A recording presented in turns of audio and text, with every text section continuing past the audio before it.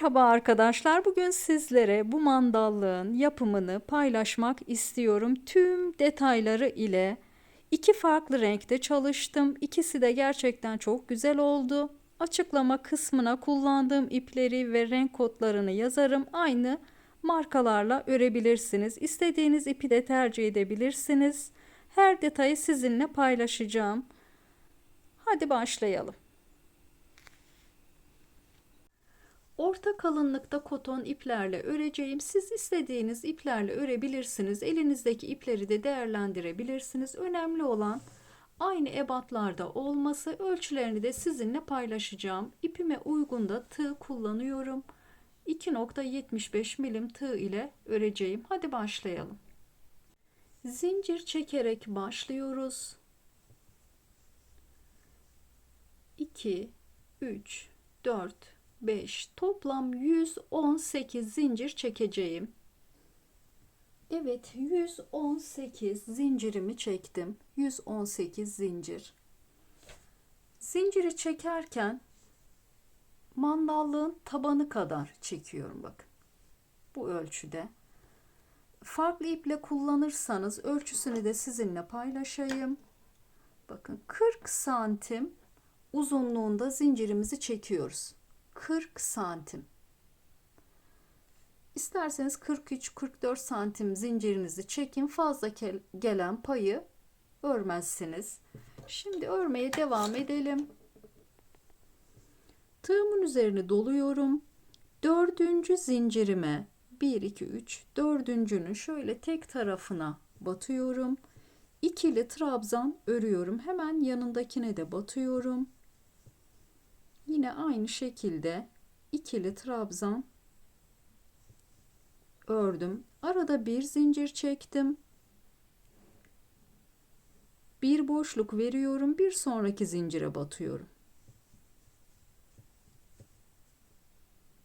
Peş peşe 3 adet ikili trabzan örüyorum.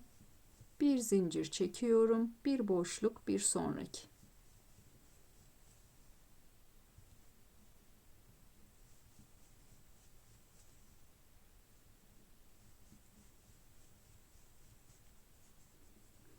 Aynı şekilde devam edelim. Sıranın sonuna kadar böyle devam edelim.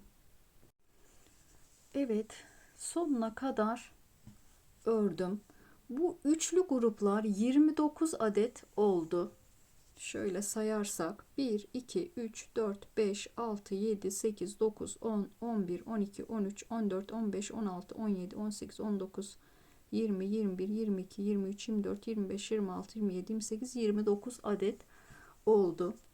Şöyle yine ölçüsünü de ölçeyim. Farklı bir iple örmüşseniz aynı ölçülerde olsun. Evet, 40 santim ölçüsü. Şimdi ikinci sıradan devam edelim. 1, 2, 3, 4 zincir çekiyorum. Çeviriyorum. Bu bir zincir çektiğim boşluğa 3 adet ikili trabzan örüyorum. Arada bir zincir, tekrar bir zincir çektiğim boşluğa 3 adet ikili trabzan örüyorum. Örgümüz hep aynı şekilde devam edecek. Bu şekilde kutu kutu öreceğiz. Böyle. Devam edelim. Sıra sonuna gelelim. Sıra sonuna geldim. Bir zincirimi çektim. Bu başlangıçta çektiğim zincirimin şöyle ortasına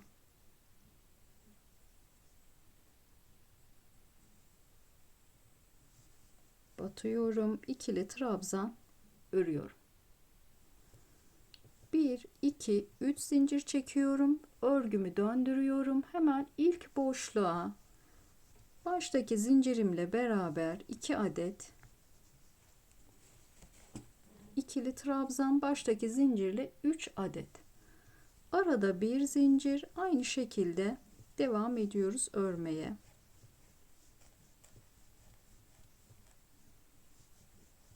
şekilde devam ediyor. Aynı şekilde devam edelim.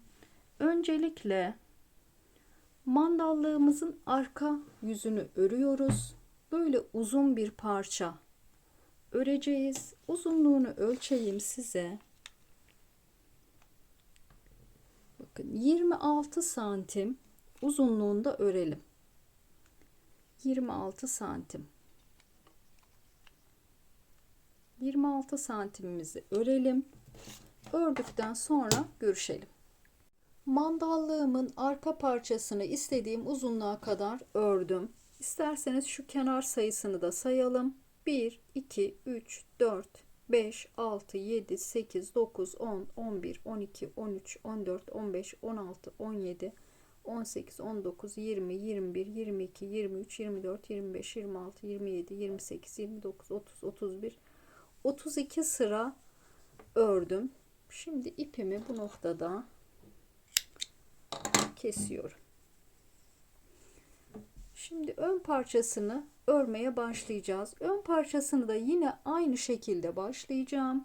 118 zincir çekmiştik. 118 zincirimi çekip yine aynı şekilde öreceğim için göstermeyeceğim. Bakın şöyle. Şuradaki parçayı şimdi öreceğiz. Arkası kadar uzun örmeyeceğiz. Hemen sıra sayısını da size vereyim. 1, 2, 3, 4, 5, 6, 7, 8, 9, 10, 11, 12, 13, 14, 15, 16, 17, 18, 19 ve 20. 20 sıra örüyoruz. Hemen uzunluğunu da ölçeyim. Çünkü aynı kalınlıkta iple örmeyebilirsiniz. Evet, hemen ölçelim. Bakın 17 santim 16,5 santim uzunluğunda örüyoruz ön parçayı.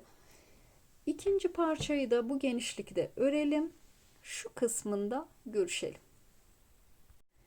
İkinci parçayı da istediğim uzunluğa kadar ördüm ve ipimi bu noktada kestim. Şimdi şu kısmını örmeye devam edeceğiz. Bakın mandallığın şu kısmı kaldı. Buraya ilmek belirleyiciler taktım ki daha rahat devam edebilmek için. Şöyle sayalım nereye taktığımı. 1, 2, 3, 4, 5, 6, 7, 8, 9, 10, 11, 12, 13, 14, 15, 16, 17, 18, 19, 20, 21, 22, 23.'ye ilmek belirleyici taktım. Bu taraftan da yine aynı şekilde saydım. Ortada 1, 2, 3, 4, 5, 6, 7, 8, 9, 10, 11 adet var. Ölçümü de paylaşayım sizinle. Farklı iple örmüşseniz bakın şöyle. Buraya kadar 14,5 santim. Buradaki kısım 8,5 santim genişliğinde. Farklı bir iple örüyorsanız buradaki ölçüleri baz alın. Şimdi şurayı örmeye başlayalım. Arkalı önlü örüyoruz. O nedenle bu sıralamaya da dikkat ettim. Bakın son sırayı, burası düzüydü. Şimdi arkasını çevirdim. Hemen buradan başlıyorum. İlmek belirleyicimin hemen solundaki ilk trabzanın tepesine batıyorum. 1, 2, 3, 4 zincirimi çektim. Hemen boşluğa ikili trabzanımı örüyorum. 3 adet. Yine aynı şekilde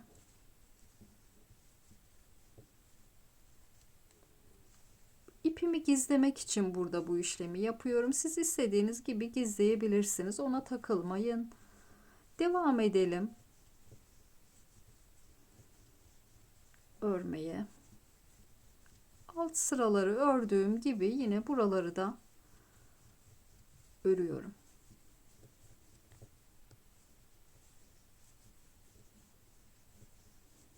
Devam edelim.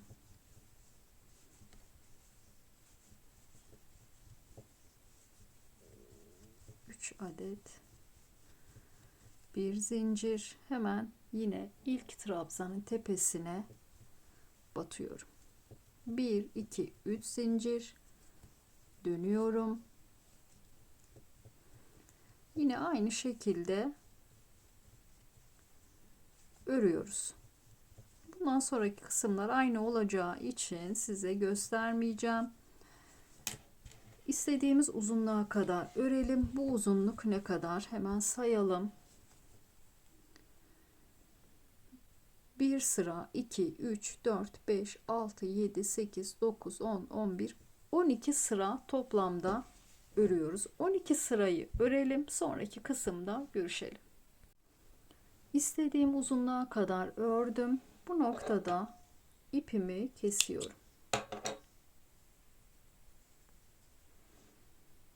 Şöyle ölçeyim.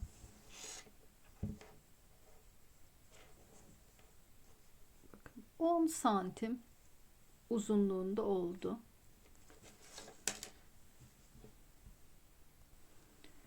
İki parçasını bitirdim. Şimdi sıra geldi şu bağcık kısmını örmeye.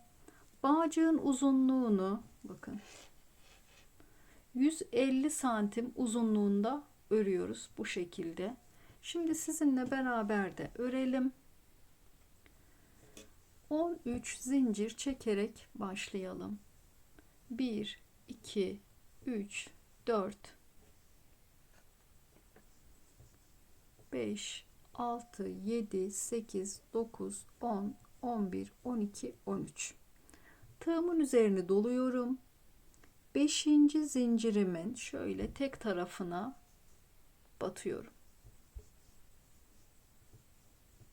Bir zincir çekiyorum, bir boşluk veriyorum, bir sonraki zincire batıyorum. Bir zincir, yine aynı işlem, bir sonrakine batıyorum. Böyle kafesler oluşturuyoruz. 1 2 3 4 toplam 5 kafesimiz olacak. Şöyle 1 2 3 4 zincir çeviriyorum, hemen şuraya batıyorum, tepe noktasına. Bir zincir aralarda, yine trabzanın tepe noktasına batıyorum. Hep aynı şekilde örüyoruz. Burada da yine aynı. Burada şöyle batıyoruz. Bakın. Bu şekilde. Yine 1 2 3 4 zincir çeviriyorum.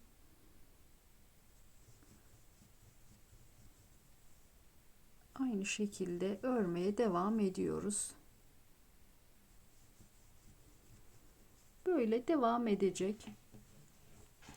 150 santim uzunluğunda örüyoruz. 150 santim. Eğer sizin belinize kısa gelirse de tabii ki daha uzun da örebilirsiniz. Bu arada şöyle enini de ölçeyim. Size farklı iple örerseniz de bakın 3 santim genişliğinde. 150 santimi örelim, sonrasında ekleme kısımlarına geçelim. Evet, sap kısmını 150 santim uzunluğunda ördüm ve ipimi kestim. Şimdi sıra geldi şöyle çiçekleri örmeye, süslemek için beyaz renk ile öreceğim. Hemen ipimi elime aldım. Toplam 4 adet örüyoruz. 3'ünü ördüm. Bir tanesini şimdi beraber sizinle örelim. Sihirli halka ile başlıyorum. Ben sihirli halkayı çift kat başlıyorum. Şöyle tuttum.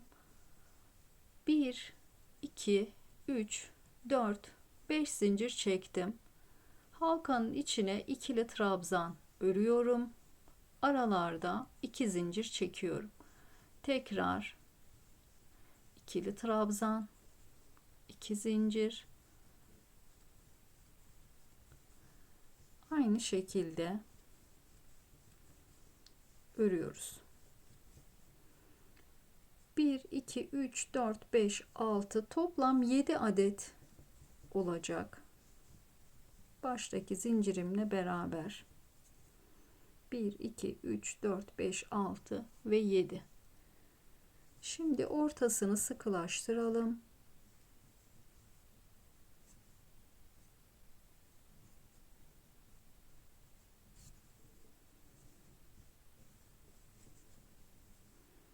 Üçüncü zincirimin şöyle ortasına batıyorum. Tek seferde çıkıyorum.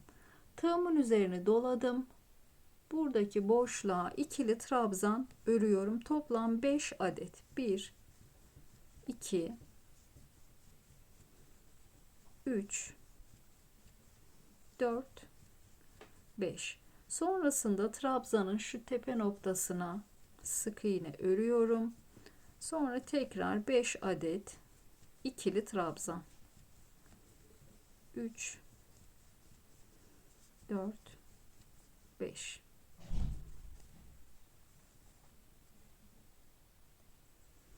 Aynı şekilde devam edelim. 2 3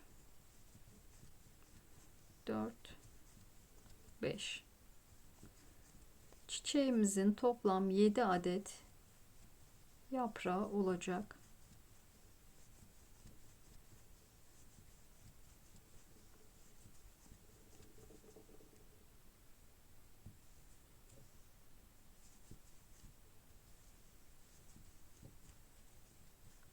Bir, 2 3 4 5. Son 2 yaprağı da örelim.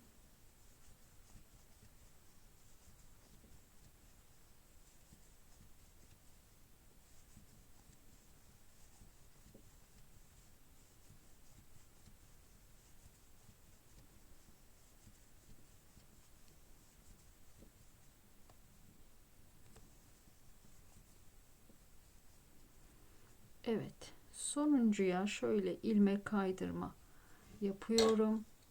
İpimi kesiyorum. Sonrasında bu ipimi iğne ile hemen gizliyorum.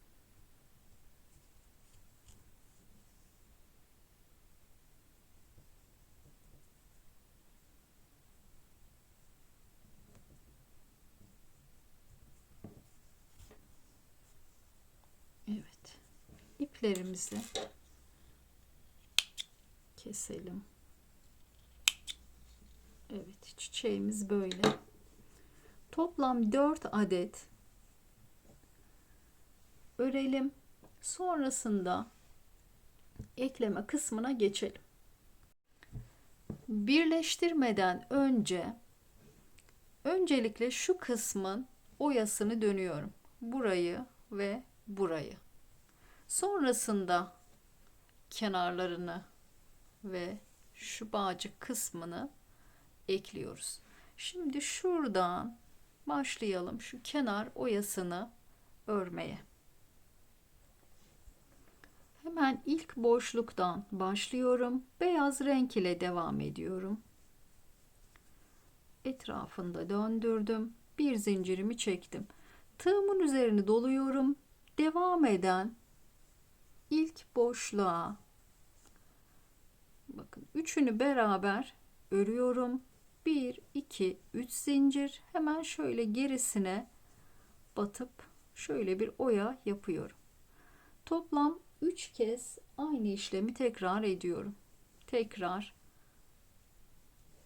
1 2 3 zincir.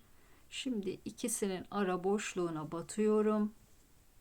Tekrar tığımın üzerine doladım. Üçünü beraber ördüm. 3 zincir, ara boşluğuna battım. Bakın. 3 adet. Şimdi Devam eden boşluğa sık iğne örüyorum. Sonrasında hemen soldaki yerden yine oyamı örüyorum. 3 zincir, aynı şekilde devam ediyoruz.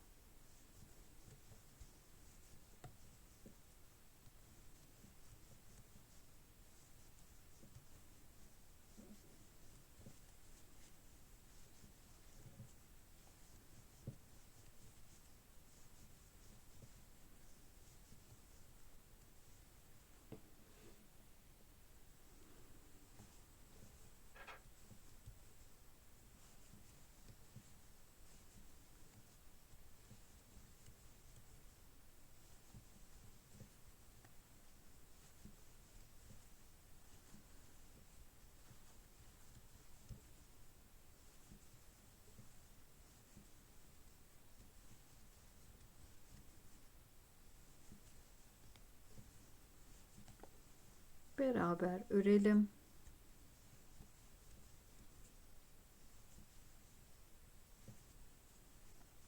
Evet.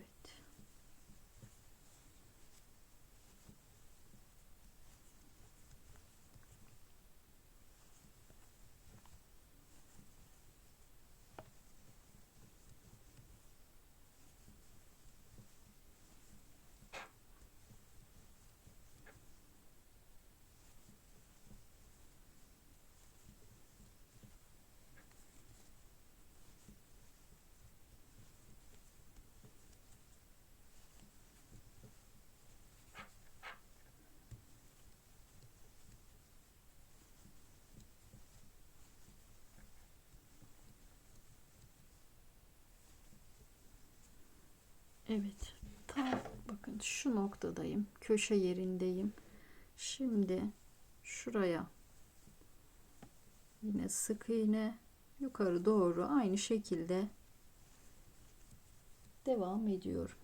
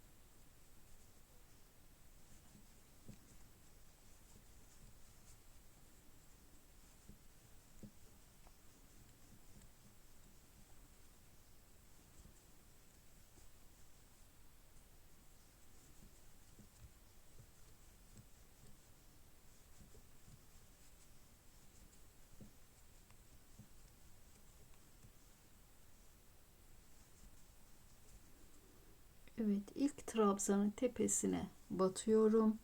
Bu noktada ipimi kesiyorum. Evet, bakın.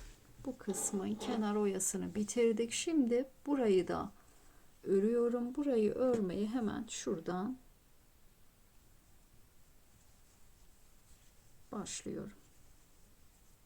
Bir zincirimi çektim. Hemen boşluktan devam ediyorum.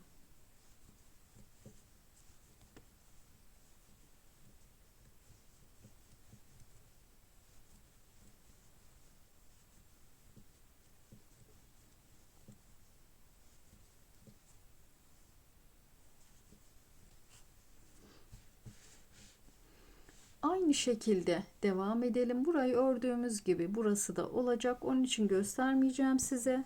Örelim. Buraya kadar gelip ipimizi keselim. Sonra diğer kısımda görüşelim.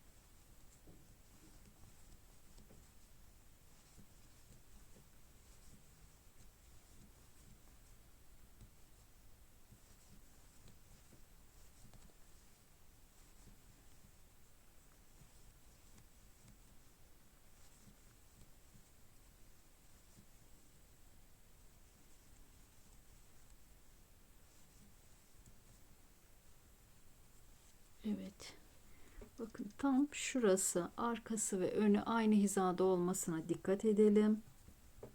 Buraya yer belirleyicimi taktım ki karışıklık olmasın.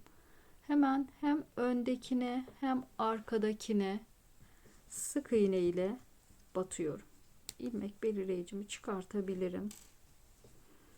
Şimdi devam eden boşluğa bakın, hem öndekine hem arkadakine batıp oyayı örmeye devam ediyoruz. Hem de eklemiş oldum.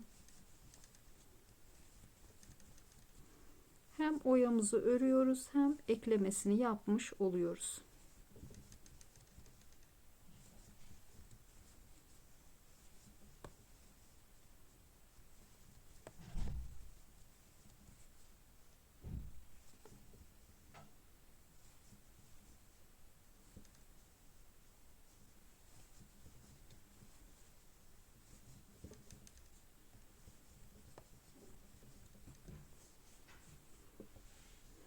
Devam edelim. Köşeye kadar gelelim.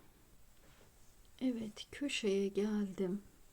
Burayı ördüm. Şimdi hemen devam eden yere yine aynı şekilde oyamı örüyorum.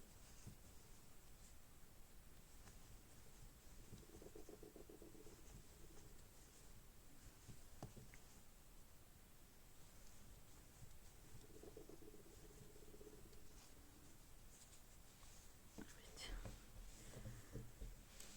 Aynı şekilde devam edelim. Tabanı da karşılıklı ekleyelim. Buraya gelelim. Evet, şuradan dönmeye başlamıştım. Şöyle buraya kadar geldim. Şimdi sap kısmını eklemeye başlayacağız. Öncelikle sapımızı elimize alıp şöyle orta noktasını buluyoruz. İkiye katlayıp ikiye katladım. Şöyle buraya ilmek belirleyici takıyorum. İlmek belirleyiciniz yoksa çengelli iğne, ip de bağlayabilirsiniz. Şöyle. Şimdi burayı tam şu orta yerine denk getiriyorum. Şöyle eklemeye şimdi şuradan devam edeceğiz. Şöyle ekleyip ipimizi kesmeden yine bağcığımızın etrafını döneceğiz. Şimdi burada yine ilmek belirleyicilerimi kullanmak istiyorum. Şöyle şuralara takalım. Eklerken kayma yapmaması için ilmek belirleyicilerimi taktım. Şöyle. Şimdi şurada kalmıştık. Buradan şuraya sık iğnemi yapacağım. Buraya da batıyorum. Böyle.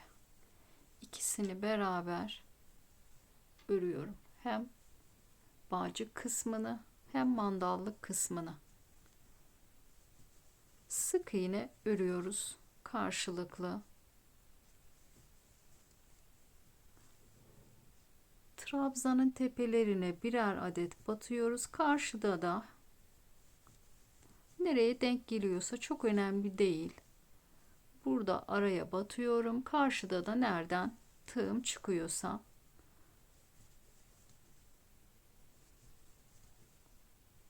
böyle ekleyelim.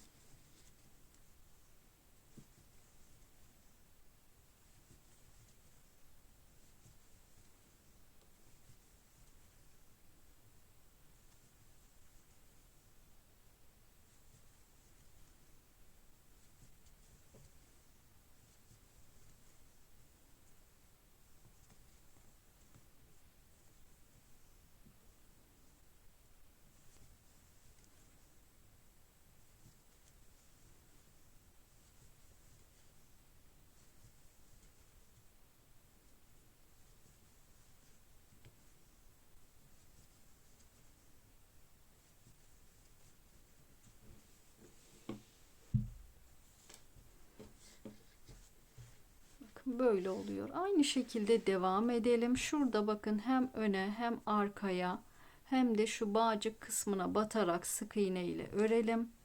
Devam edelim. Şuraya kadar gelelim.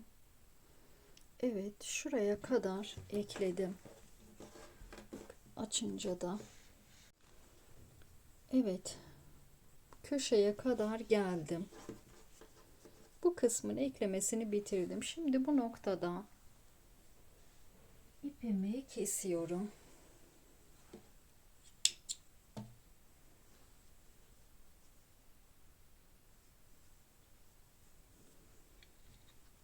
Ve diğer taraftan örmeye devam ediyorum şuradan. Hemen şuradan tığımı geçirdim. Etrafında döndürdüm. Bir zincirimi çektim. Tekrar aynı yere bir sık iğne. Boşluklara birer adet sık iğne örüyoruz.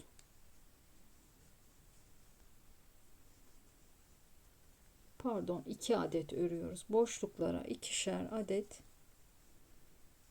örüyoruz. Bu şekilde devam ediyoruz. Bağcık kısmının etrafını tam tur aynı şekilde devam edeceğiz örmeye. Devam edeceğiz. Buraya geleceğiz. Buradan da yine üst kısmından devam edip diğer bağcığı da örüp şuraya gelip burada ipimizi keseceğiz. Aynı şekilde olacağı için göstermeyeceğim size. Sadece şunu belirteyim. Şu köşede, şu dönüşlerde 5 adet sık iğne öreceğiz buraya. 5 adet buraya, 5 adet buraya öreceğiz. Buralar hep ikişer adet. Devam edelim, bitirelim. İpleri temizleyelim. Sonrasında çiçeklerimizi yapıştırma kısmına geçelim. Etrafını tam tur döndüm. Burada ipimi kesiyorum. Ve iğneme takıp düzgün bir şekilde gizliyorum.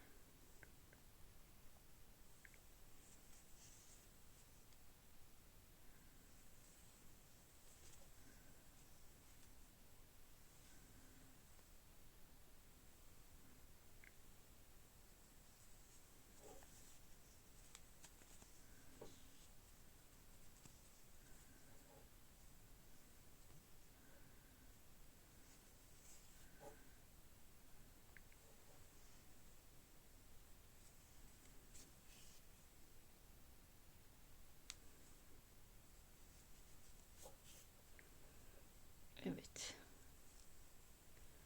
Yeterli. Şimdi çiçeklerimizi mandallığımıza yapıştırmadan önce mandallığımızı bir ütüleyelim. Koton iplerle ördüğüm için direkt ütüleme yapabiliyorum. Siz eğer naylon, akrilik iplerle örüyorsanız mandallığınızın üzerine pamuklu bir bez koyup düşük ısıda da ütüleyebilirsiniz. Şimdi ütülemeye geçelim. Ütümü prize taktım ve düşük ısıya ayarlıyorum. Isınmasını bekleyelim. Çiçekleri de ütülüyorum. Bu şekilde ütüleyelim ki düzgün dursun. Sonrasında mandallığı da böyle her yerini bu şekilde ütüleyelim. Ütülemeyi bitirdim. Şimdi çiçekleri mandallığımıza yapıştırma vakti geldi. Silikon tabancamı prize taktım ve 5-10 dakika ısınmasını bekliyorum. İyice ısındıktan sonra yapıştırma işlemine geçelim ki sağlam bir yapıştırma olmuş olsun. Şöyle tutuyorum. Benimki iyice ısındı. Şimdi yapıştırmadan önce mandallığımın içine şöyle bir kumaş koyuyorum ki silikon alt tarafına geçmesin. Şöyle iyice bezimi yerleştireyim. Bunlar önemli detaylar. Evet. çiçeğimizin bir tanesini şuraya, diğerlerini bu şekilde yapıştıracağız. Şöyle. Evet. Şimdi öncelikle silikonu şöyle ilkini bir kağıda sıkıyorum. Sonrasında yapıştırmaya geçiyorum. Şöyle tamamen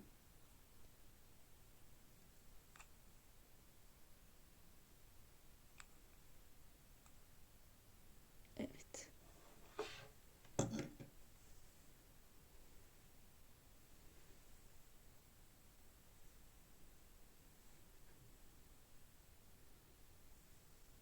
Evet, 1 2 3 4 5. sıraya şöyle iyice bastıralım.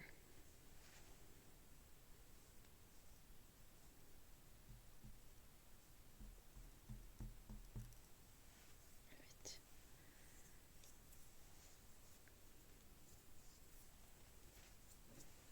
Şimdi şunu da elime alayım. Tek tek yapıştırmayı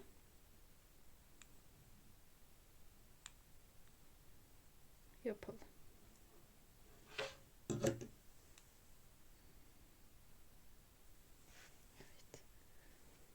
Hemen şuraya şöyle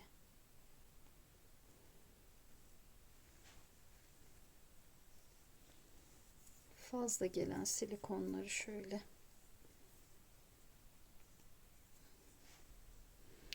diğerlerini de yapıştırayım. Yapıştırma işi bitince hemen bu içine koyduğumuz bezi çıkartalım ki beze yapışmasın. Sonrasında sökmesi zor olabilir. Yapıştırma işlemini de bitirdik. Mandallığımız bitmiş oldu. Mandallığımız bu şekilde. Takıldığınız yer olursa muhakkak yorumlarda belirtin. Farklı bir videoda görüşmek üzere. Sağlıcakla ve sevgiyle kalın. Hoşça kalın.